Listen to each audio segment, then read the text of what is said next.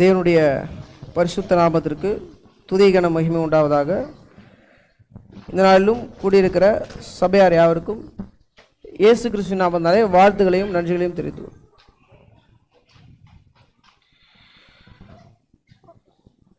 நாளில் நாம் படிக்க போகிற வசனம் உபாகம் 30ஆம் அதிகாரம். உபாகம் 30ஆம் அதிகாரம் 19வது வசனம் 19. நான் ஜீவனையும் மரணத்தையும் ஆசீர்வாதத்தையும் சாபத்தையும் உனக்கு முன் வைத்தேன் என்று உங்கள் மேல் வானத்தையும் பூமியையும் இன்று சாட்சி வைக்கிறேன். ஆகையால் நீயும் உன் சந்ததியும் பிழைக்கும்படிக்கு நீ ஜீவனை தெரிந்து கொண்டு வாசிக்கிறோம். அதாவது நாம் இங்கு பார்க்கும்பொழுது தேவன் இஸ்ரவேல் மக்களுக்கு முன்பாக நான் ஜீவனையும் மரணத்தையும் ஆசீர்வாதத்தையும் சாபத்தையும் உனக்கு முன்னாடி வைக்கிறேன், நீ எதை எடுக்கிற அப்படின்றத சொல்றார்.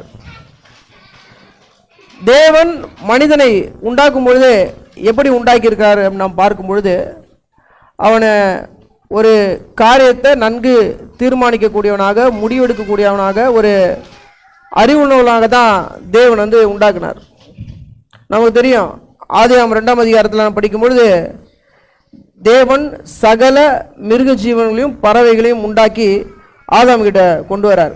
ஆதாம் அவைகளுக்கு என்ன பேரிடான் என்று பார்ப்போம். இப்போ தேவன் ஆசைப்படுறாரு, அதை பார்க்கறது கொண்டு வரார். பேர் வைக்கிறத பற்றி நமக்கு தெரியும். ஒரு குழந்தைக்கு பேர் வைக்கிறனாலே ரொம்ப கஷ்டம். வச்ச உடனே யோசிப்போம், இதை விட அது நல்லா இருந்திருக்கும். வைக்கிறது மாதிரி பலமுறை யோசிச்சிருப்போம், இதுதான் நல்லா இருக்கும் அப்படின்னு. அப்போது மாறுபடுது. அப்போது ஆதாம் இருக்கிற ஜீவ ஜந்துக்கெல்லாம் பேர் வைத்தானா அந்த அளவுக்கு தேவன் அறிவுள்ளவனாகத்தான் மனிதனை உண்டாக்கினார். தீர்மானம் எடுக்கக்கூடியவனாக, தேர்வு செய்யக்கூடியவனாக, முடிவுகளை எடுக்கக்கூடியவனாக தேவன் படைச்சார். அப்போ இங்கே சொல்லும் பொழுது தேவன் சொல்கிறாரு, நான் உனக்கு முன்பாக இதை ரெண்டுத்தையும் வைக்கிறேன். வச்சுட்டு அவர் என்ன சொல்கிறாருன்னா, நீயும் உன் சந்ததியும் பிழைக்கும்படிக்கு நீ ஜீவனை தெரிந்து கொள். ஆப்ஷன் வச்சிடறாரு, எதை சூஸ் பண்ணணும் அதையும் சொல்லிடுறார். இங்கே உபாகமம் 11ஆம் அதிகாரத்தில் படிக்கும்பொழுது அதை எப்படி எடுக்கணுன்றதை சொல்கிறார். உபாகமம் 11ஆம் அதிகாரம் 26 இதோ இன்று நான் உங்களுக்கு முன்பாக ஆசீர்வாதத்தையும் சாபத்தையும் வைக்கிறேன். இன்று நான் உங்களுக்கு கற்பிக்கிற உங்கள் தேவனாய கர்த்தரின் கற்பனைகளுக்கு கீழ்ப்படிந்தீர்களானில் ஆசீர்வாதமும், உங்கள் தேவனாகிய கர்த்தரின் கற்பனைகளுக்கு கீழ்ப்படியாமற் இன்று நான் உனக்கு விதிக்கிற வழியை விட்டு விலகி நீங்கள் அறியாத வேறு தேவர்களை பின்பற்றுவீர்களானில் சாபம் வரும். பேசிக்காக சொல்லும்போது, நீங்கள் தேவனுடைய சட்டத்துக்கு கீழ்ப்படிந்தீர்கள் என்று சொன்னால் ஆசீர்வாதமும், கீழ்ப்படியலைன்னா சாபமும் வரும் அப்படின்னு சொல்றாரு. இந்த நாளில் நாம் பார்க்க போகிறது என்ன அப்படின்னா, நாம் கூட மனிதர்களாகிய நாம் பல நேரத்தில் பல முடிவுகளை, பல தீர்மானங்களை நாம் எடுக்கிறோம். ஒரு புதிய வருஷத்துக்கு முன்னாடி இருக்கிறோம், பழைய வருஷம் நிறைய எடுத்திருப்போம். அது நம்முடைய வாழ்க்கையில் பல நேரத்தில் முடிவுகளும் தீர்மானங்களும் நம்ம எடுத்திருப்போம். அது நல்லதாக முடியணுன்றது தான் நம்முடைய ஆசை. யாருமே போய் தீமையோ அல்லது சாபத்தையோ யாரும் தொடுறதில்லை. போய் எடுக்கும்போது எனக்கு தீமை நல்லது வேணாம், தீமை தான் வேணும்னு யாரும் போய் எடுக்கிறது இல்லை. ஆனால் ஒரு சில நேரத்தில் எடுக்கும்பொழுது ஆசீர்வாதம் தான் வேணும், எடுக்கும்பொழுது அது ஒரு வேளை தீமையாக மாறிட்டு இருக்கு மனுஷனுக்கு. இங்கே நீதிமொழிகளை சொல்லும்பொழுது நீதிமொழிகள் 11ஆம் அதிகாரம்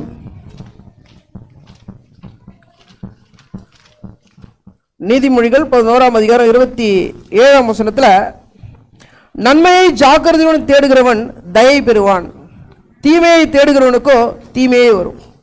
தேவன் சொல்றாரு, நன்மையை ஜாக்கிரதையோடு தேடுகிறவன் தயை பெறுவான். எல்லாருமே நன்மை தான் தேடுவாங்க. இனி கேள்வி என்னன்னா, நாம் இன்று நாளில் பார்க்க போகிறது, நன்மையை எப்படி தேடுறது, அல்லது வேதத்தில் நன்மையை எப்படி தேடி இருக்கிறார்கள் அல்லது எப்படி தேடக்கூடாதுன்றதுதான் ஒரு சில காரியத்தை நான் பார்க்கிறோம். ஏன்னு சொன்னால் வேதம் ஒரு அளவுகோல் கொடுத்துருச்சு. உபாகம் 11 நான் பார்த்தோம், ஒரு அளவுகோல். நீ இதை செய்தால் உனக்கு நன்மை வரும், இதை செய்தால் ஆட்டோமேட்டிக்காக அது தீமையாக போய் முடியும். இப்போ நாம் நன்மை செய்யணும் அல்லது நன்மை எனக்கு வேணும் அப்படின்னு மனசில் இருந்தால் போதாது. வேதம் சொல்கிறது அந்த அளவுகோல் புரோட்டோகாலில் நாம் இருக்கணும். அப்போது அதுதான் இந்த நாளில் நாம் பார்க்கிறோம். முதல்ல பார்க்கும்பொழுது இந்த ஆதியாகமம் புஸ்தகத்தில் ஒரு தீர்மானங்கள் எடுக்கப்படுகிறது. 2 பேர் சேர்ந்து ஒரு ஒரு சூழ்நிலை வருது, 2 பேர் ஒரு தீர்மானத்தை எடுக்கிறாங்க. அங்கேருந்து நாம் ஒரு சில காரியங்களை நாம் பார்க்க முடியும். ஆதியாகமம் 13ஆம் அதிகாரத்தில் நாம் பலமுறை இந்த பகுதியில் நாம் படிச்சிருக்கோம். ஆதியாகமம் 13ஆம் அதிகாரத்தில் காரியம் தெரியும். 12ஆம் அதிகாரத்தில் தேவன் ஆபிரகாம் வந்து அழைக்கிறாரு, நான் உனக்கு காண்பிக்கும் தேசத்துக்கு போன்னு சொல்கிறாரு. லோத்தும் அவரோடு கூட போகிறாரு.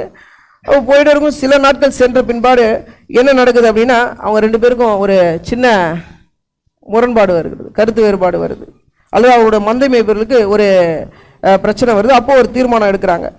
ஆதியாகமம் 13ஆம் அதிகாரம்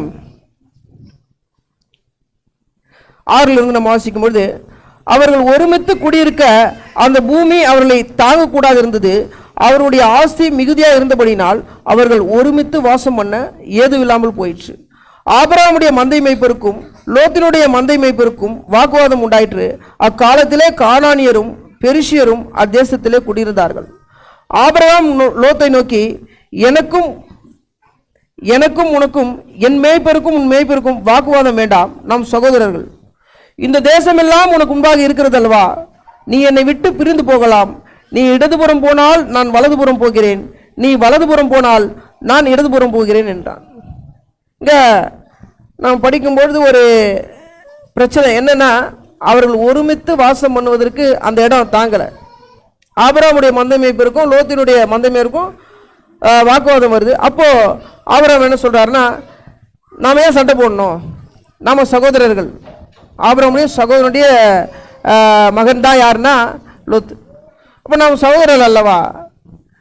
ஒன்று பண்ணுறேன், ஒரு ஆப்ஷன் கொடுக்குறாரு. நீ இடது பக்கம் போனால் நான் வலது பக்கம் போகிறேன், நீ வலது பக்கம் போனீங்கன்னா நான் இடது பக்கம் போகிறேன் அப்படின்னு சொல்கிறாரு. இங்கே நாம் பார்க்கும்பொழுது அந்த இடம் ரொம்ப பசுமையான இடம். நாம் படிக்கும்போது நமக்கு தெரியும். ஆபிரகாம் நினச்சிருந்தா அவர் அந்த சூஸ் பண்ணிடலாம் அந்த இடத்த. அவருடைய கைதான் ஓங்கி இருக்கு. அவருக்கு தேர்ந்தெடுக்கக்கூடிய எல்லா அதிகாரமும் இருக்குது அந்த இடத்துல. ஏன்னா லோத்து தான் அவர் கூட போகிறார். ஆனால் ஆபிரகாம் அதை செய்யலை. எதை செய்யலைன்னா, தேர்ந்தெடுக்கக்கூடிய அந்த அதிகாரம் இருந்தும் ஆபிரகாம் வந்து அதை எடுக்கலை. அவருக்கு என்ன விசுவாசம் இருக்குன்னா, தேவன் நமக்கு எது கொடுத்தாலும் நல்லதாக தான் கொடுப்பார் என்ற ஒரு காரியத்தை ஆபிரகாம் வந்து புரிஞ்சிருந்தார். ஆனால் லோத்து பார்க்கும்பொழுது அப்படி கிடையாது. ஒரு சம்பவம், 2 பேர் எப்படி தீர்மானிக்கிறார்கள், தேர்ந்தெடுக்கிறார்கள்ன்றதை நம்ம பார்க்குறோம். ஆனால் லோத்து அதே இடத்துல இருக்கும்போது அவர் எப்படி பார்க்குறாருன்னா, சுற்றி முற்றி பார்க்குறாரு. நல்லா நீர்வளம் நிறைந்ததாக இருக்கிறது, ஆடுகளை மேய்ப்பதற்கு நல்ல ஏற்ற ஒரு சூழ்நிலையாக இருக்குது. நான் படிக்கும்போது அதான் சொல்கிறாரு. ஒரு 10 நான் படிக்கும்பொழுது ஆதியாகமம் 13:10, அப்பொழுது லோத்து தன் கண்களை ஏறெடுத்து பார்த்து யோர்தான் நதிக்கு அருகான சமபூமி முழுவதும் நீர்வளம் பொருந்தினதாக இருக்க கண்டான். கர்த்தர் சோதோமையும் குமோராவையும் அழிக்கும் முன்னே சோவாருக்கு போகும் வழி மட்டும் அது கர்த்தருடைய தோட்டத்தை போலவும் எகிப்து தேசத்தை போலவும் இருந்தது. அப்போது லோத்து யோர்தானுக்கு அருகான சமபூமி முழுவதும் தெரிந்து கொண்டு கிழக்கே பிரயாணப்பட்டு போனான். இப்படி அவர்கள் ஒருவரை ஒருவர் விட்டு பிரிந்தார்கள். இங்கே லோத்தை குறித்து சொல்லும்போது கூட ஒரு சராசரியாக ஒரு மனுஷன் எடுக்கிற சரியான முடிவு என்னன்னா, அங்கே பிரிஞ்சு போகிறது காரணமே என்னன்னா சண்டை. என்ன சண்டைனா, மந்தை மேய்க்கிறதுக்கு. அப்போது இந்த பக்கம் பார்த்தா நல்லா நீர்வளம் பொருந்தி இருக்குது, சமபூமியாக இருக்கிறது. அங்கே வசனம் சொல்லுது, அது சமபூமி என்று கண்டு. ஒரு மலையோ பள்ளத்தாக்கோ கிடையாது. நமக்கு என்ன பிரச்சனை, மேய்க்கிறது தான் பிரச்சனை. அதுக்கு ஏற்ற ஒரு சூழல் அங்கே இருக்கும் பொழுது லோத் அதை வந்து எடுத்துக்கிறாரு. ஆனால் அவர் எடுக்கிற அந்த முடிவு என்னவா இருக்குன்னா, அவருக்கு நன்மையாக அமையலை. அதுதான் இந்த ஒரே இடத்துல 2 மனிதர்கள் தீர்மானம் எடுக்கிறாங்க, செலக்ட் பண்ணுறாங்க. ஒருத்தர் விசுவாசமாக எடுக்கிறாரு. என்ன விசுவாசம்னா, தேவன் எனக்கு கொடுக்கறது நல்லதாக தான் இருக்கும். இன்னொருத்தர் எடுக்கிறாரு, மேலோட்டமாக பார்த்து அந்த இடத்தினுடைய அழகு, இடத்தினுடைய அந்த வளம்.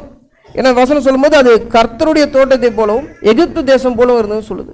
பல இடத்துல வேதத்தில் நாம் சொல்லும்போது பார்க்கும்பொழுது எகிப்து தேசம் அவ்வளோ செழிப்பாக இருந்தது. அப்போ அந்த இடத்த சொல்லும்போது எகிப்து தேசம் போல இருந்தது, கர்த்தருடைய தோட்டத்தை போல இருந்தது வசனம் சொல்லுது. ஆனால் லோத்து எதை பார்க்கல அப்படின்னா அங்கே இருந்த பிரச்சனைகளை பார்க்கல. சோதம் குமரா அவர் தேர்ந்தெடுத்த இடத்தினுடைய மக்கள் எப்படி இருந்தாங்க நான் பார்க்கும்பொழுது 12 நம்ம வாசிக்கும் போது 12 இருந்து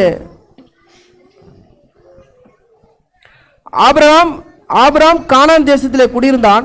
லோத்து அந்த யோர்தானுக்கு அருகான சமபூமியில் உள்ள பட்டணங்களில் வாசம் பண்ணி சோதோமுக்கு நேரே கூடாரம் போட்டான். சோதோமின் ஜனங்கள் பொல்லாதவர்களும் கர்த்தருக்கு முன்பாக மகா பாவிகளுமாய் இருந்தார்கள். லோத்து எடுத்த இந்த முடிவு பார்க்கும்பொழுது சோதோம் மக்கள் கர்த்தருக்கு முன்பாக மகா பாவிகளாக இருந்தார்கள். லோத்து அதை பார்க்கல. அப்போ என்னன்னா, நாமும் கூட தீர்மானம் எடுக்கும்பொழுது ரொம்ப கவனமாக இருக்கணும். ஒரு விஷயத்தை செய்யும்பொழுது ரொம்ப கவனமாக இருக்கும். எதை சார்ந்து முடிவு எடுக்கிறோன்றத நமக்கு தெரியணும். விசுவாசம் சார்ந்து ஒருவேளை தேவனை சார்ந்து போகிறோமா அல்லது நம்முடைய வழியில் நாம் தீர்மானம் எடுக்கிறோமா அப்படின்றத நாம் முடிவு பண்ணுவோம். இங்கே லோத்து சொல்லும்போது அந்த இடத்திற்காக எதை அவர் இழந்தார் அப்படின்னா, தேவனுடைய மனுஷங்கிட்ட வந்து பிரித்து போகிறதுக்கு அவர் தயாராக இருந்தார். இந்த நாம் இந்த உதாரணத்தை பார்க்கறதுக்கு முக்கிய காரணம் அதுதான். அந்த ஒரு இடத்திற்காக, உலக காரியங்களுக்காக அவர் எதை விட்டு போக தயாராக இருந்தார்னா, ஆபிரகாம் விட்டு பிரிவதற்கு அவர் ரொம்ப தயாராக இருந்தார். பரவாயில்ல போகிறோம். இப்போ தேவனுடைய மனுஷன் கிட்ட நம்ம வெளியே போகிறது எங்கே போகிறதுனா தேவனை விட்டு போகிறது. வேதம் சொல்லுது, ஆபிரகாமை குறித்து சொல்லும்போது அவன் நீதிமான்னு சொல்லுது, தீர்க்கதரிசின்னு வசனம் சொல்லுது. இப்போ தேவனுடைய மனுஷனை விட்டு போகிறதுக்கு லோத்து தயாராக இருந்தார். அவருக்கு நம்மளை விட ஆபிரகாமை நல்லா தெரியும். நமக்கு எந்த அளவுக்கு ஆபிரகாமை தெரியுமோ அதை விட அதிகமாக லோத்து அவருக்கு தெரிஞ்சிருக்கும். கூடயே இருந்து பார்க்குறாரு. ஆனால் அவர் எதுக்கு தயாராக இருந்தார்னா, ஆபிரகாம் விட்டு போகிறதுக்கு அவர் ரொம்ப தயாராக இருந்தார். அவரால் நடந்தது என்ன அப்படின்னு பார்க்கும்போது, எதுக்காக அவர் போனாரோ கடைசியில் அது எல்லாமே அவர் விட்டு போச்சு. வசனம் சொல்லும்போது ஆதியாகமம் 19ஆம் அதிகாரத்தில்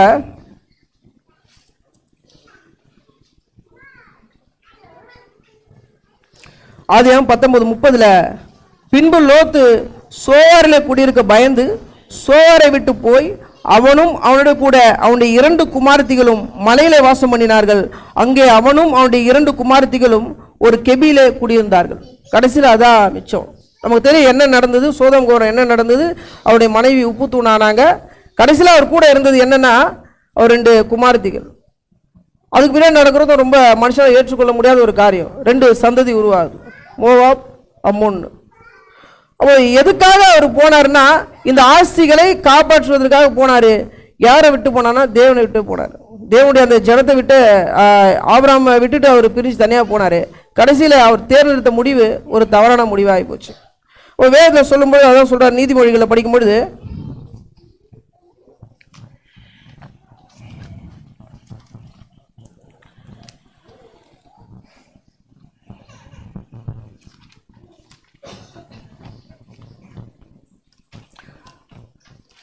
நீதிமொழிகள் 14 நாம் படிக்கும்பொழுது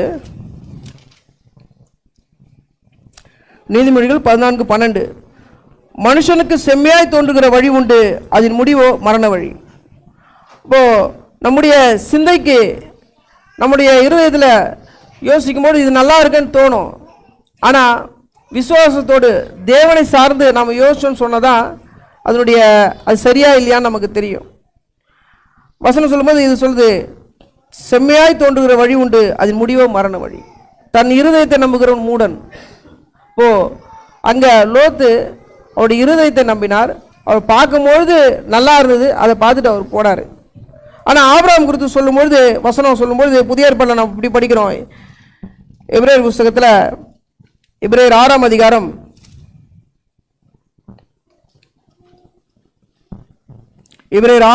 14ஆம் வசனம். நிச்சயமாக நான் உன்னை ஆசீர்வதித்து உன்னை பெருகவே பெருக பண்ணுவேன் என்றார். அந்தபடியே அவன் பொறுமையாய் காத்திருந்து வாக்குத்தத்தம் பண்ணப்பட்டதை பெற்றான். அதுதான் விசுவாசம். ஆபிரகாமுக்கு தெரியும் தேவன் வாக்குத்தத்தம் பண்ணியிருக்கார், நிச்சயமா அதை செய்வார். அப்போ தேவன் ஒரு வாழ்க்கையில மனுஷனுக்கு இருக்க வேண்டிய அல்லது விசுவாசத்துல நமக்கு இருக்க வேண்டிய மிகப்பெரிய ஒரு விஷயம் என்னன்னா, தேவன் எனக்கு ஒரு காரியத்தை குறித்திருக்காருன்னு சொன்னா எனக்கு கிடைக்கும்னு சொன்னா அது நிச்சயமா கிடைக்கும். அது நடுவில் யாருமே எடுத்துட்டு போக முடியாது. நாம் எடுக்க வேண்டிய முடிவு என்னன்னா, பொறுமையா இருக்கணும். விசுவாசத்துல நாம் அந்த விஷயத்தை பார்க்கிறோமான்றதா நாம இந்த நேரத்தில் நான் பார்க்கணும் இந்த பகுதியில் இருந்து. அப்போ ஆபிரகாம் அதை வந்து விசுவாசமாக பார்த்தாரு, அவருக்கு கிடைச்சது. லோத்து அதனுடைய மேலே தோற்றத்தை மட்டும் பார்த்தாரு, செழிப்பை மட்டும் பார்த்தார், தன்னுடைய இருதயத்தில் என்ன தோணுச்சோ அதை மட்டும் பண்ணார். அது அவருக்கு நன்மையாக முடியல. ரெண்டாவது விஷயம் நாம் பார்க்கும்பொழுது, நம்முடைய தீர்மானங்கள் நம்முடைய முடிவுகள் சரியாக இருக்கணும், சரியாக அமையணும் அப்படின்னா சங்கீதத்தில் நாம் படிக்கிறோம். சங்கீதம் 139 சங்கீதம் 139:17. தேவனே, உமது ஆலோசனைகள் எனக்கு எத்தனை அருமையானவைகள், அவைகளின் தொகை எவ்வளவு அதிகம். இங்கே நான் படிக்கும்பொழுது ஆலோசனைகள், பல சமயத்தில் தேவனுடைய ஆலோசனைகள் நமக்கு வரும். எப்படி வரும்னா எப்படி வேணால் வரும், நமக்கு நிச்சயமாக அது தெரியும். ஒருவேளை வசனங்களை நாம் கேட்கும்போது வரலாம், அல்லது பழைய ஏற்பாட்டில் பார்க்கும்போது தேவனுடைய மனுஷர்கள் தீர்க்கதரிசிகள் ஆலோசனை சொல்லியிருக்கிறாங்க. அப்போது கேள்வி என்னென்னா, இரண்டாவது நம்முடைய தீர்மானங்கள் சரியாக இருக்கணும், நான் நன்மை தான் எனக்கு கிடைக்கணும் அப்படின்னு நாம் நினச்சோன்னு சொன்னால் ஆலோசனைகளை நாம் ஏற்றுக்கொள்ளலாம் இருக்கிறோமான்றதா ரெண்டாவது நாம் பார்க்குறோம். இங்கே உதாரணத்தை நாம் பார்க்கும்போது இஸ்ரேல் மக்களில் ஒரு சில மூப்பர்லாம் சேர்ந்து கூடி ஒரு விஷயத்தை தீர்மானம் பண்ணிட்டு போகிறாங்க. 1 சாமுவேல் 8ஆம் அதிகாரத்தில், அதுவும் நமக்கு பரிசுத்தமான ஒரு பகுதி தான். 1 சாமுவேல் 8ஆம் அதிகாரம் ஒரு 4 நாம் வாசிக்கும் பொழுது, அப்பொழுது இஸ்ரவேலின் மூப்பர் எல்லாரும் கூட்டம் கூடி ராமாவில் இருந்த சாமுவேலிடத்தில் வந்து, இதோ நீர் முதிர் வயதுள்ளவரானீர், உம்முடைய குமாரர் உம்முடைய வழிகளில் நடக்கிறதில்லை, ஆகையால் சகல ஜாதிகளுக்குள்ளும் இருக்கிறபடி எங்களை நியாயம் விசாரிக்கிறதற்கு ஒரு ராஜாவை ஏற்படுத்த வேண்டும் என்றார்கள். எங்களை நியாயம் விசாரிக்க ஒரு ராஜாவை ஏற்படுத்தும் என்று அவர்கள் சொன்ன வார்த்தை சாமுவேலுக்கு தகாதாய் காணப்பட்டது. ஆகையால் சாமுவேல் கர்த்தரை நோக்கி விண்ணப்பம் பண்ணினான். இப்போ இங்க இஸ்ரேல் மக்கள் கூட்டமாக சேர்ந்து ஒரு முடிவு எடுக்கிறாங்க. என்ன எடுக்கிறாங்கன்னா, போதும் சகல ஜாதிகளுக்குள்ள இருக்கிறது போல எனக்கு ஒரு ராஜா இருந்தா ஓகே அப்படின்ற ஒரு தீர்மானத்துக்கு வராங்க. அப்போ தேவன் சொல்றாரு, நீ அவங்க சொல்றதெல்லாம் கேளு, இருந்தாலும் ஒரு சில காரியங்களுக்கு அவங்களுக்கு சொல்லுன்னு சொல்றாரு. நான் படிக்கும்பொழுது ஃபுல்லாக படிக்க வேணாம், ஒரு 11 18 வரைக்கும், 11ஆம் வசனத்துலேருந்து 18 வரைக்கும் தேவன் சொல்றாரு. அதாவது நீ ராஜா கேட்குறியே, ராஜா வந்தால் என்னெல்லாம் செய்வானா, உன்னுடைய குமாரர்களை எடுத்துட்டு முன்னாடி குதிரையில் ராஜாக்கு முன்னாடி ஓட வைப்பான், உன்னுடைய குமாரர்களை ரதசாரியெல்லாம் மாற்றுவான், உன்னுடைய குமாரத்திகளை எடுத்துட்டு சமையல் பண்ணுறதுக்காகவும் வீட்டில் அப்ப சுடுறதுக்காகவும் அரண்மனையில் வச்சுப்பாங்க, உன்னுடைய வயல்களில் முதற்பழங்கள் எல்லாம் அவன் எடுத்துப்பான், உன்னுடைய ஆடு மாடில் தலையிட்டு அவன் எடுத்துப்பான், முதன்மையானதை எடுத்துப்பான், தசமபாகம் வாங்கிப்பான். இப்படி பல காரியத்தை ஆலோசனையாக அங்கே சொல்லப்படுது மக்களுக்கு. சொல்லிட்டு லாஸ்ட் சொல்றாரு 18 நான் படிக்கும்பொழுது 1 சாமுவேல் 8:18, நீங்கள் தெரிந்து கொண்ட உங்கள் ராஜா நிமித்தம் அந்நாட்களிலே முறையிடுவீர்கள், ஆனாலும் கர்த்தர் அந்நாளிலே உங்களுக்கு செவி கொடுக்க மாட்டார் என்றார். சொல்லிட்டாரு. இதெல்லாமே சொல்லிட்டு, நீ கேட்குற ராஜாவினால நிச்சயமா நீ தேவனை நோக்கி விண்ணப்ப மாட்டுவ, நீ கேட்ப, ஆனால் தேவன் செவி கொடுக்க மாட்டாரு. அப்போ ஜனங்க சொல்றாங்க 19, ஜனங்கள் சாமுவேலின் சொல்லி கேட்க மனதில்லாமல், அப்படி அல்ல, எங்களுக்கு ஒரு ராஜா இருக்கத்தான் வேண்டும் அப்படின்னு சொல்றாங்க. அதாவது எல்லாத்தையும் கேட்க மனது இல்லாமல், வசனம் சொல்லுது அவர்கள் கேட்க மனது இல்லாமல், அப்படி அல்ல எங்களுக்கு ராஜா வேணும் அப்படின்றாங்க. அப்போ என்னன்னா, ஆலோசனைகள் வரும்பொழுது ஏன் அதை ஏற்றுக்கொள்ள முடியல அப்படின்னா, முதல் காரியம், ஒரு விஷயத்தை நாம ஃபிக்ஸ் பண்ணிட்டு, ஆல்ரெடி மைண்ட்ல ஒன்று ஃபிக்ஸ் பண்ணிட்ட, அதுக்கப்புறம் ஆலோசனை கேட்டா அது நடக்காது. ஏன்னா தேவன் நம்முடைய வாழ்க்கையில அவருடைய சித்தம் இருக்கணும், அவர் நமக்கு தயவு பண்ணணும், அவர் நமக்கு கிருபை செய்யணும், இது எல்லாமே மனசுல இருந்தாலும் நாம் இடம் கொடுத்தாதான் அது நடக்கும். தேவன் நேரடியாக நின்று சொல்லிட்டு போவாரா அப்படின்னா இல்லை. அவருடைய செயல் நம்முடைய வாழ்க்கையில் இருக்கணும்னு சொன்னா முதல்ல யார் இறங்கணும்? நாம் இடம் கொடுக்கணும். அப்போ நானே தீர்மானம் பண்ணிட்டு அவருடைய ஆலோசனை வரும்போது நாம் அதை தள்ளி விட்டுட்டா அப்புறம் எப்படி அவருடைய கிருபை, அவருடைய தயவு நம்முடைய வாழ்க்கையில் இருக்கும்? இப்போ இங்க ஆலோசனை சொல்லப்படுகிறது, ஆனால் அவர்களுக்கு கேட்க அவர்களுக்கு மனசு இல்லை அப்படின்னு சொல்றாரு. ஏன்னா அவர்கள் அதை ஒரு காரியத்தை ஃபிக்ஸ் பண்ணி அவங்க ஆலோசனை கேட்டதுனால அவளுக்கு அதை செய்ய முடியல. நீதிமொழிகளை நான் படிக்கும்பொழுது அதான் சொல்கிறேன். நீதிமொழிகள் 15ஆம் அதிகாரம் ஆலோசனை பற்றி சொல்கிறாரு. நீதிமொழிகள் 15:10 வழியை விட்டு விலகுகிறவனுக்கு புத்திமதி விசனமாக இருக்கும், கடிந்து கொள்ளுதலை வெறுக்கிறவன் சாவான். அப்போது ஒரு காரியத்தை முடிவு பண்ணிட்டு நான் ஆலோசனை கேட்டேன்னா, ஒருவேளை அந்த ஆலோசனை நம்முடைய முடிவுக்கு சாதகமாக வரலன்னா அதை ஏற்றுக்கொள்ள மாட்டான் மனுஷன். இப்போ வழியை விட்டு விலகுகிறவனுக்கு புத்திமதி எப்படி இருக்குன்னா விசனமாக இருக்கும். பல சமயம் யோசிக்கிறது, நிச்சயமாக எல்லாருமே மனுஷங்க நம்ம யோசிச்சிருப்போம். ஒரு விஷயம் முடிவு பண்ணியிருக்கோம், ஆனால் அவர்கிட்ட கேட்கலாம். கேட்டால் அவர் எப்படி இருந்தாலும் வேணான்னு தான் சொல்லுவார். நமக்கு நல்லா தெரியும், கேட்டால் எப்படி இருந்தாலும் வேணான்னு தான் சொல்லுவார். பேசாமல் சொல்லவே தேவையில்லை, சொல்லாமல் அப்படியே பண்ணிடலாம். அவருக்கு தெரியுமோ தெரிஞ்சுக்கிட்டோம். அப்போ முன்னாடியே தெரியும் ஆலோசனை கண்டிப்பாக இப்படி தான் வரும் அப்படின்ட்டு. ஏன்னா இங்கே 1 ராஜாக்கள் நான் பார்க்கும்போது உதாரணத்துக்கு அந்த இடத்துல நம்ம படிக்கலாம். 1 ராஜாக்கள்ல ஒரு ராஜா யுத்தத்துக்கு போவார். 1 ராஜாக்கள் 22ஆம் அதிகாரம். ஒரு ராஜா யுத்தத்துக்கு போவார். அப்போ போகும்போது அவருக்கு சொல்லப்படுது, யுத்தத்துக்கு கிளம்பிட்டோம், இருந்தாலும் தேவனுடைய வாக்கு எப்படி இருக்கு அப்படின்னு ஒரு வாட்டி தீர்க்கதரிசிட்ட கேட்டுக்கலாம் அப்படின்னு ஒரு ஆலோசனை வருது. அப்போ அந்த இடத்த படிச்சிடலாம். 1 ராஜாக்கு 22:6 அப்பொழுது இஸ்ரவேலின் ராஜா ஏறக்குறைய 400 தீர்க்கதரிசிகளை கூடி வர செய்து, நான் கிளையாத்தில் உள்ள ராமோத்தின் மேல் யுத்தம் பண்ண போகலாமா போகலாகாதா என்று அவளை கேட்டதற்கு அவர்கள் போம், ஆண்டவர் ராஜாவின் கையில் ஒப்பு கொடுப்பார் என்றார். ஒரு 400 தீர்க்கதரிசியை கேட்கிறாரு, நான் போகலாமா அப்படின்னா, போகலாம், ஆண்டவர் உங்கள் கையில் ஒப்பு கொடுப்பார் அப்படின்னு சொல்றாரு. 7 பின்பு யோசபாத், நாம் விசாரித்து அறிகிறதற்கு இவர்களை அல்லாமல் கர்த்தருடைய தீர்க்கதரிசி வேற யாராகிலும் இங்கே இல்லையா என்று கேட்டான். அப்பொழுது இஸ்ரவேலின் ராஜா யோசபாத்தை நோக்கி, கர்த்தரிடத்தில் விசாரித்து அறிகிறதற்கு இம்லாவின் குமாரனாகிய மிகாயா என்னும் இன்னும் ஒருவன் இருக்கிறான், ஆனாலும் நான் அவனை பகைக்கிறேன். அவன் என்னை குறித்து நன்மையாக அல்ல தீமையாகவே தீர்க்க தரிசனம் சொல்லுவான். அவர் தெரியுது, என்ன தெரியுதுன்னா, அவன்கிட்ட கேட்டாலே நடக்காது, முடியாது, அது விளங்காது, இந்த மாதிரி தான் பேசுவான். அவனை நான் பகைக்கிறேன், அவன் என்னை பற்றி எப்பவுமே நன்மையாக இல்லை தீமையாக தான் பேசுவான். இங்கே இவர் நான் பார்க்கவும் முன்னாடி நம்ம படித்து பார்க்கலாம். ஒரு 3 வருஷமா சண்டை இல்லை, நல்லா போயிட்டு இருக்கு. இப்போ முடிவு பண்ணிட்டாரு, வா போயிட்டு வரலாம் அப்படின்ட்டு. இப்போ தீர்மானம் பண்ணிட்டு ஆலோசனை கேட்கும் பொழுது அது தேவனுடைய ஆலோசனையாக இருந்தாலும் மனுஷனால அதை ஏற்றுக்கொள்ள முடியாது. ஆனால் ஆலோசனை கேட்டு தீர்மானம் பண்ணும்பொழுது அதை ஏற்றுக்க முடியும். இப்போ எங்கவே மனுஷன் பல இடத்துல அவனுடைய முடிவுகள் மிஸ் ஆகலாம். முடிவுகள் நன்மையாக அமையாத காரணம் ஒருவேளை நல்ல ஆலோசனைகள் ஒருவேளை வந்திருக்கலாம். ஆனால் நாம் தீர்மானம் பண்ணிட்டு அதை யோசிக்கும் பொழுது தேவனுடைய ஆலோசனையாக இருந்தாலும் அது என்ன ஆயிடுதுன்னா அது பலிக்கிறது இல்லை. அப்போ இங்கும் கூட இவருக்கு நடந்த காரியம் நான் பார்க்கும்போது அவர் ஃபிக்ஸ் பண்ணிட்டு போனார், வேணான்னு சொல்லப்பட்டது, ஆனால் அவர் போனவர் திரும்பி வரல, அவ்வளோதான். அப்போ அவருடைய முடிவு பார்க்கும்போது ஆலோசனையை அவரை ஏற்கலை.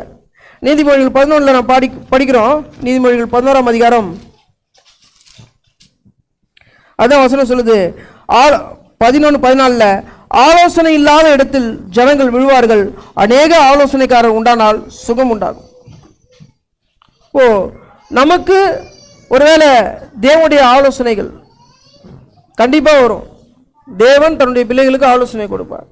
அநேக வசனம் வேதத்தில் இருக்கு. ஆலோசனைகளை நாம் எப்படி பார்க்கிறோம்?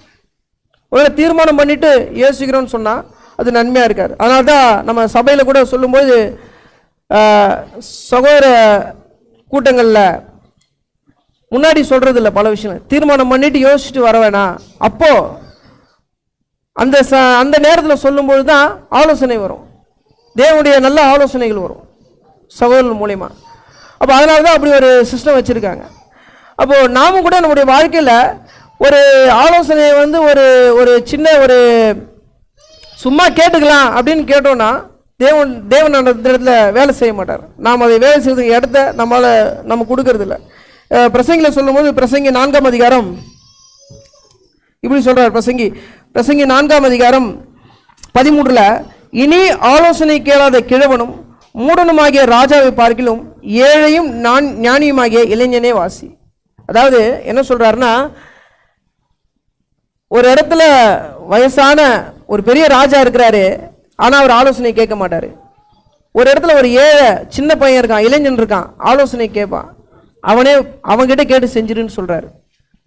வயசான ஒரு ராஜா, முதிர்ச்சியானவர், ஆனா ஆலோசனை கேட்க மாட்டாரு அப்படின்னா அவன்கிட்ட கேட்காத, ஒரு சின்ன பையன் இருக்கிறான், அவங்ககிட்ட கேட்டு செஞ்சிருன்னு சொல்றாரு. அப்போ ஆலோசனை என்பது, ஆலோசனையை தள்ளும் பொழுது ரொம்ப நாம் கவனமா இருக்கணும். ஒன்று விசுவாசத்துல நாம் யோசிச்சு செய்யறது, பொறுமையோடு செய்யறது. இன்னொன்று தேவனுடைய ஆலோசனைகள் வரும்பொழுது ஒரு தள்ளுறோமான்றதை நம்ம யோசிச்சு பார்க்கணும். அப்போ இந்த நாளில் நாம் பார்த்த இந்த 2 காரியத்திலுமே 2 விஷயம் பார்த்தோம், 2 உதாரணங்களை நாம் பார்த்தோம். 2த்துலையுமே அவள் செய்த மிகப்பெரிய தவறு என்னன்னா, ஒரு விஷயம் கரெக்டாக பண்ணியிருப்பான், என்னன்னா தேவனை தள்ளுவது. அங்கே லோத்து பூமிக்குரிய காரியங்களை எதை தள்ளினார் அப்படின்னு பார்த்தா, ஆபிரகாம் வந்து தள்ளிட்டார். பிரிஞ்சு போக அவர் தயாராக இருந்தார். ஆபிரகாம் சொல்றார் பிரிஞ்சு போன்னு சொல்லலை, நீ போனால் போகலாம் தான் சொல்றாரு. அந்த இடத்துல வசனம் பாருங்க, நீ பிரிஞ்சு போனா போகலாம். ஆனால் அங்கே லோத்து தயாராக இருந்தார். இங்கே நாம் படிக்கும்பொழுது தேவன் இஸ்ரேல் மக்கள் என்ன பண்ணாங்கன்னா, சாமுவேலை தள்ளினாங்க. தேவன் சொல்றாரு, அவள் உன்னை தள்ளவில்லை, என்னை தான் தள்ளினாங்க. அப்போ எப்பெல்லாம் தேவனை விட்டு மனுஷன் விலகி போறானோ, தூரமா போறானோ, பிரிஞ்சு போறானோ, அப்ப எல்லாம் அவன் எடுக்கிற முடிவு இருதயத்திலிருந்து எடுக்கிறான். விசுவாசமா அவனால எடுக்க முடியலன்றதுதான் உண்மை. அதனால்தான் இங்க புதிய ஏற்பாடுல வசனம் சொல்லும்போது முடிச்சிடலாம். புதிய ஏற்பாடுல வசனம் சொல்லும்போது அப்போஸ்தலர் 2ஆம் அதிகாரம் இந்த 4 விஷயத்துல எப்பவுமே இருக்கணும்னு சொல்றாரு. அப்போஸ்தலர் 2ஆம் அதிகாரம் 42ஆம் வசனத்துல, அவர்கள் அப்போஸ்தலருடைய உபதேசத்திலும் அந்யோன்யத்திலும் அப்பம் பிட்கதிலும் ஜெபம் பண்ணுதலிலும் உறுதியாய் தரித்திருந்தார்கள். அப்போஸ்தலருடைய உபதேசம் மட்டும் இருந்தா போதுமா? நான் நல்லா சொல்லுவேன், எவ்வளவு வசனம் சொல்லுவேன், மனப்படமா சொல்லுவேன், அது மட்டும் இருந்தா பிரயோஜனம் இல்லை. அந்யோன்யம், ஃபெல்லோஷிப், எப்பெல்லாம் சபை கூடுகிறதோ, சபை எப்பெல்லாம் எந்த காரியத்தை கூடுறாங்களோ அப்பெல்லாம் நம்முடைய பங்கு எப்படி இருக்கிறது. அடுத்து அப்பம் பிட்குதல், தொழுகை, அடுத்து ஜெபம், இது எல்லாத்துலேயும் நாம் எப்படி சபையோடு உறவு கொண்டிருக்கிறோம். சபையோடு உறவு கொண்டிருக்கிறோம் என்றால் தேவனோடு உறவு கொண்டிருப்போம். அப்போ நம்முடைய உறவு எப்படி இருக்கிறதோ அப்படிதான் நம்முடைய யோசனையும் கண்டிப்பாக இருக்கும். நான் இங்கே ப்ராக்டிஸே பண்ண மாட்டேன், இங்கே நான் எதுவுமே செய்ய மாட்டேன்னா சரியா இருக்க முடியாது. ஒரு மனுஷன் எதில் நல்லா ப்ராக்டிஸ் பண்ணணும் அதில் சக்ஸஸாக இருப்பான். எதில் ஒரு மனுஷன் ஜெயிக்கணுமோ அதில் நிச்சயமாக ப்ராக்டிஸ் பண்ணுவான். எதில் அவன் நல்லா பயிற்சி செஞ்சுருக்கானோ அதுதான் அவனால் ஜெயிக்க முடியும். அப்போ நான் இங்கே ப்ராக்டிஸே பண்ண மாட்டேன், நான் எனக்கு இதுதான், இது தொழுகை இருந்தால் போதும், மற்ற இது வேணான்னு சொன்னால், அல்லது மற்ற காலம் நான் இருக்க மாட்டேன்னு சொன்னால் நம்முடைய உறவு பிரிகிறது. அப்படி நம்முடைய யோசனைகள் வந்து தவறாக போக அநேக வாய்ப்புகள் இருக்கு. எபிரேயரில் சொல்லும்போது எபிரேயர் புஸ்தகம் 5ஆம் அதிகாரம் அதான் சொல்றாரு. எபிரேயர் 5ஆம் அதிகாரத்தில் 13, எபிரேயர் 5:13-14, பாலுண்கரன் குழந்தையா இருக்கிறபடினால் நீதியின் வசனத்தில் பழக்கமில்லாதவனாய் இருக்கிறான். பலமான ஆதாரமானது நன்மை தீமை இன்னதென்று பயிற்சினாலும் பகுத்தறியத்தக்க முயற்சி செய்யும் நானேந்திரியம் உடையவர்களாகிய பூரண வயதுள்ளவர்களுக்கே தகும். அப்போ நன்மை தீமை எனக்கு தெரியணும், நன்மை தீமை முதல்ல எனக்கு தெரியணும்னா முதல்ல வசனம் சொல்லுது, நீ பயிற்சி செய், முயற்சி செய்யன்னு சொல்லுது. எங்க பயிற்சி செய்யணும்னா தேவன் எங்க இருக்கிறாரோ, தேவன் யார் இடத்துல இருக்கிறாரோ, அல்லது இங்க சொல்லும்போது சபை மக்கள் எதுல நாம பயிற்சி செய்யறோம்ன்றது நம்ம முக்கியம் வசனம். ஏன்னா நம்முடைய பிரயாசங்கள் வீணா போயிடுச்சுன்னா கடைசியில் நாம தான் ஏமாந்துருவோம். இப்போ நம்ம எப்படி பயிற்சி செய்கிறோம், எந்த ஆலோசனை நாம் ஏற்றுக்கொள்கிறோன்றது ரொம்ப முக்கியம். இப்போ இந்த நாளில் பார்த்தது என்ன அப்படின்னா, வசனம் பார்த்தோம், நன்மையும் தீமையும் உண்மையாக இருக்கிறது. தேவன் சொல்ல இஸ்ரேல் மக்கள் நீ ஜீவனை தெரிந்து கொள். நாமும் கூட நம்முடைய முடிவுகள் நன்மையாக இருக்கணும் அப்படின்னா எப்படி நாம் யோசிக்கிறோம், எதை சார்ந்து நம்முடைய தீர்மானம் எடுக்கிறோன்றதை நாம் முடிவு பண்ணணும். நம்ம இன்னைக்கு படித்த புதிய ஏற்பாடில் ஒரு வசனம் படித்தோம். அது எபிரேயர் 12ஆம் அதிகாரத்தில் ஒரு வசனம் படித்தோம். அங்கே ஏசாவை குறித்து சொல்லும்பொழுது எபிரேயர் 12:17, ஏனென்றால் பிற்பாடு அவன் ஆசீர்வாதத்தை சுரிந்து கொள்ள விரும்பியும் ஆகாதவன் என்று தள்ளப்பட்டதை அறிவீர்கள். ஒருவேளை எழுந்து போன பிற்பாடு ஆசை வரலாம், விரும்பியும் அவன் தள்ளப்பட்டான் அப்படின்னு நான் படிக்கிறோம். அப்போ வேதத்தில் நாம் பார்த்தோம் அவங்க எதுக்காக யாரை தள்ளினாங்கன்ட்டு. நாம் கூட புதிய ஏற்பாட்டில் கிறிஸ்தவர்கள் நாமும் கூட நாம் எதற்காக எதை தள்ளுறோம், உலகத்துக்காக தேவனை தள்ளுகிறோமா அல்லது தேவனுக்காக உலகத்தை தள்ளுறோமான்றதை யோசித்து நாம் பார்த்து நம்முடைய தீர்மானங்களை எடுப்போம். அது நல்ல தீர்மானங்கள் எடுத்தால் அது நமக்கு நன்மையாகவே முடியும், ஆசீர்வாதமாக முடியும்.